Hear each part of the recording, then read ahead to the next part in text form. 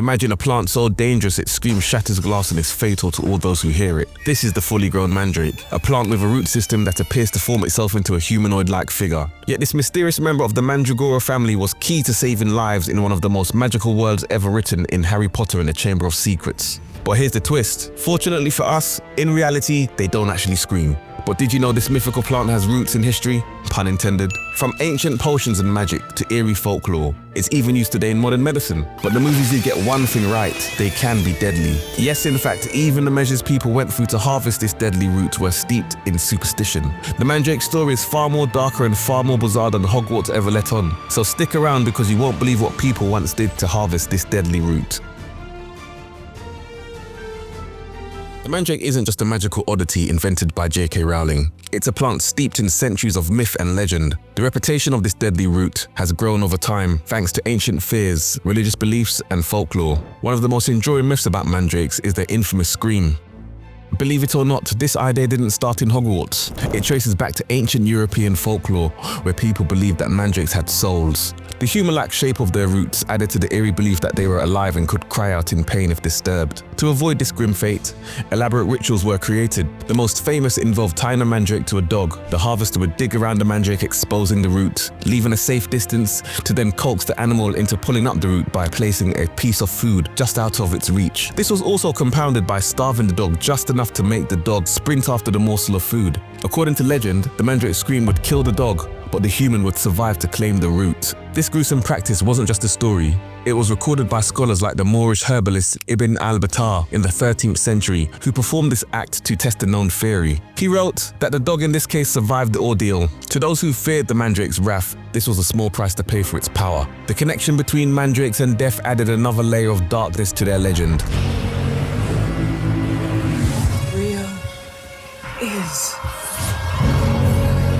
In some stories, witches were said to collect mandrakes from execution sites for their use in black magic. These witches believed that mandrakes grew at the base of gallows, sprouting from the bodily fluids of hanged men. Yet another macabre origin story added to the plant's sinister aura.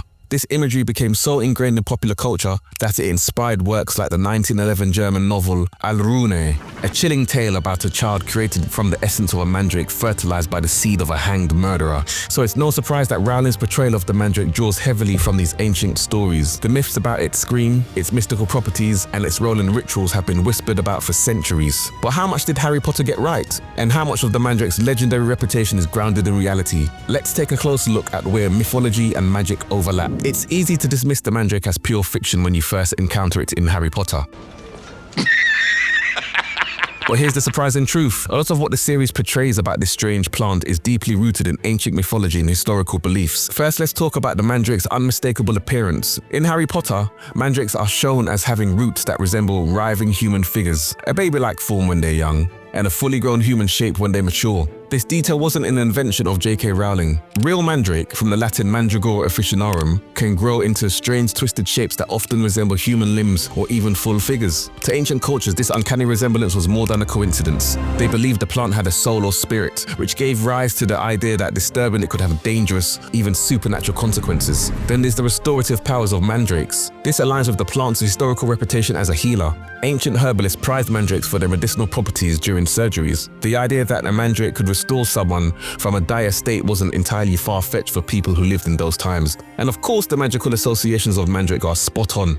Historically, the mandrake was one of the most sought-after ingredients in witchcraft and shamanism. It was believed to enhance fertility, protect against evil, and even summon love. The plant's mythical reputation ensured that it was treated as a bridge between the natural and the supernatural. Even the infamous scream has a basis in myth. The legends surrounding its deadly shriek were taken so seriously for centuries, this idea became so ingrained in folklore that it was passed down from countless generations, ultimately finding its way to the wizarding world. What Harry Potter captures so well is the duality of the mandrake. It's a plant that inspires both fear and fascination, combining the mystical with the practical, blending ancient beliefs with a touch of modern magic. The series brought the ancient legend to life in a way that feels both fantastical and strangely authentic. But to truly understand how the mandrake became such a legendary figure, we need to explore how it was used throughout history, not just in myths, but in the lives of real people. Yes, the Mandrake has had a storied history with bizarre uses in rituals and witchcraft, but it also has been recognized for its medicinal properties since times of old in ancient Egypt. There, the Mandrake took a divine role.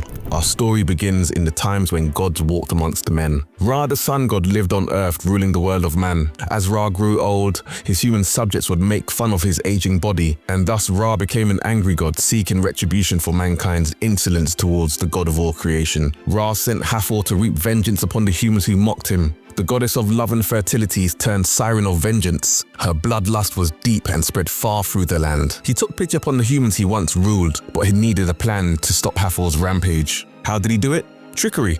By getting his servants to brew a special beer mixed with mandrake and the blood of fallen humans. This was then poured into the fields, the color red furthering Tyson Hathor's bloodlust. She drank her fill and became drunk from the beer. Her bloodlust quelled, Hathor abandoned her slaughter and drank even more of the beer at a beauty spot on the banks of the Nile. Thus, every year, the people commemorated this event with mandrake-infused beer, believing it held the power to protect and restore balance. Echoes of the mandrake's reverence did not fade over time, even after the rise and fall of the Egyptian culture. We can also find mandrakes in biblical text, recorded in Genesis 30, 14, 16, during the season of harvest and hope. In that era, the mandrake was seen not merely as a plant but as a divine gift imbued with the promise of fertility. Within the household of Jacob, two wives, Leah and Rachel, found their fates intertwined with this miraculous herb. Leah had 4 sons and 1 daughter, but Rachel remained childless. Reuben, Leah's firstborn, discovered these mandrakes amongst the golden grains during the harvest season.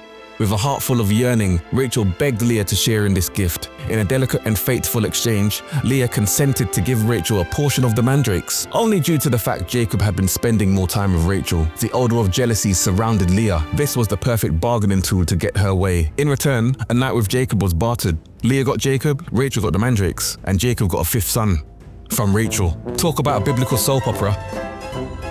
Leaving behind the intimate struggles of one biblical household, the narrative of the Mandrake shifts dramatically as we enter the harsh and unforgiving world of ancient warfare.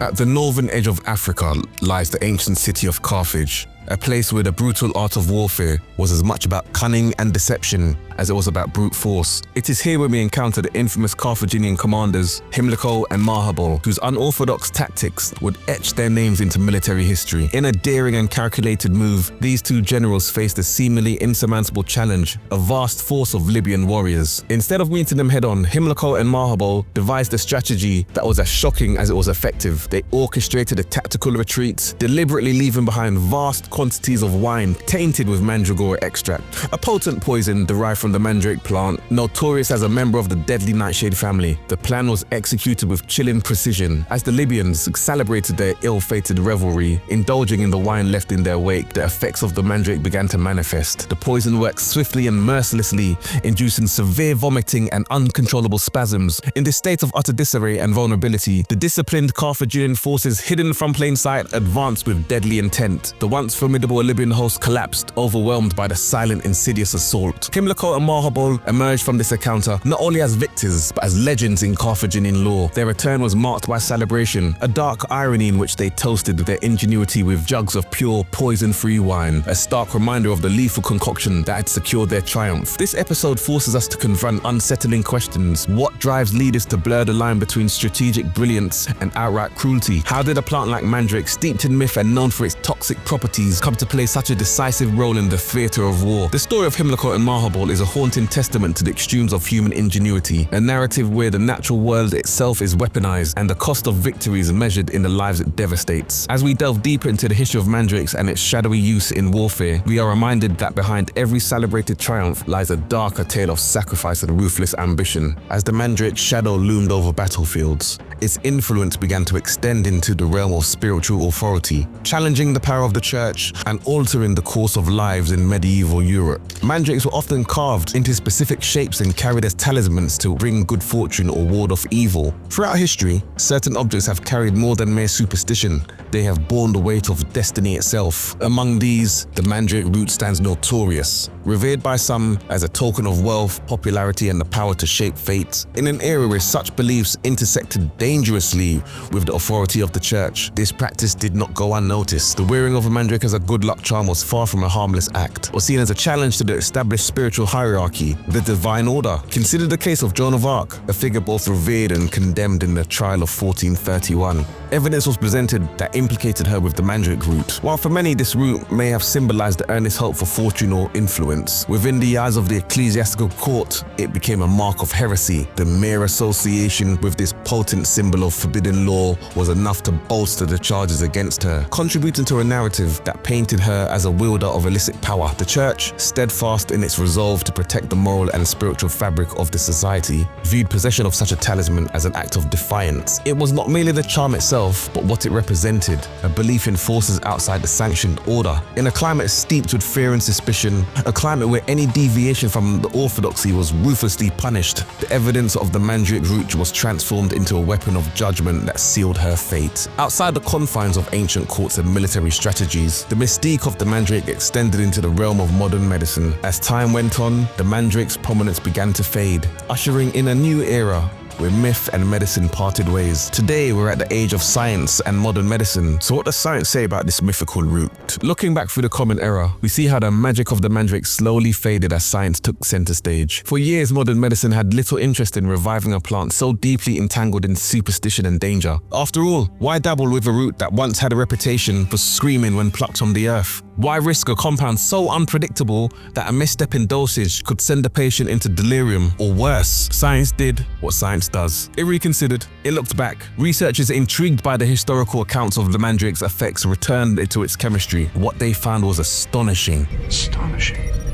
The same alkaloids that had made the Mandrake such a treacherous remedy in the past, hyoscyamine, scopolamine, and atropine, were remarkably useful in treating modern ailments. New research showed that derivatives of these compounds could help manage severe motion sickness, nausea in chemotherapy patients, and even symptoms of Parkinson's disease. But the plant itself still held untapped potential. It wasn't long before the pharmaceutical companies took notice. While synthetic versions of compounds had been available for decades, some specialists in alternative medicine argued that natural extracts offered unique benefits that the lab had not yet replicated. A new wave of interest swept through scientific communities, leading to experimental treatments and revived botanical studies. And where there's demand, there's deception. Enter the counterfeiters. The same black market forces that peddle fake saffron and diluted essential oils found their way to mandrakes. False mandrakes, often little more than carved parsnips or cleverly shaped ginseng, began appearing in online marketplaces and obscure herbal shops. Desperate buyers seeking a piece of the ancient medicine's rebirth fell victim to scams. Some fakes were harmless, others laced with toxic additives were far from it. Meanwhile, in the world of the herbalist, the Mandrake had never really left. Natural medicine practitioners had long held onto its reputation as a powerful, if perilous, ally. Some still use it in controlled doses, claiming it can calm nerves, ease pain, and even aid in spiritual journeys. Of course, these uses remain on the fringes of accepted medicine, their effects difficult to measure, their risk undeniable. And yet, despite all what we've learned, despite the centuries of study, there are still questions. Mysteries modern science has yet to crack. Why do some historical accounts describe near miraculous recoveries while others only speak of suffering? Could there be undiscovered components in the Mandrake root that hold the key to new breakthroughs? Or has the plant itself become a reflection of whatever we wish it to be? A vessel for belief? For fear? For hope? The Mandrake has always lived at the crossroads of medicine and myth, a science and superstition, and though we may never hear it scream, one thing for certain is it refuses to be forgotten.